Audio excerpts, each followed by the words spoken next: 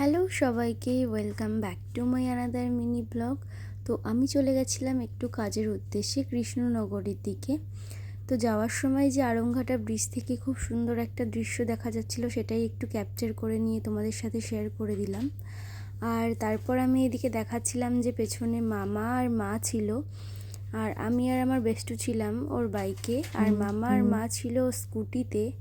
তারপর এইরকম প্রাকৃতিক দৃশ্য দেখতে দেখতে চলে গেলাম কৃষ্ণনগরের কাজ মিটিয়ে নিয়ে চলে গেছিলাম মাদারসাটে খাওয়া দাওয়া করতে।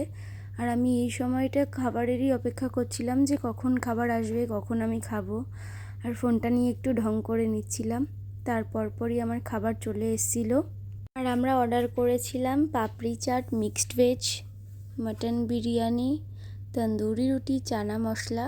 আর আমি সব কিছু অল্প অল্প করে আমার প্লেটে সাজিয়ে নিয়েছিলাম। আমার জন্য স্পেশালি মাটন বিরিয়ানিটা অর্ডার করা হয়েছিল। তো আমার সব কিছু দেখে একটু খেতে ইচ্ছা করছিল, তাই সব কিছু অল্প অল্প করে নিয়েছিলাম।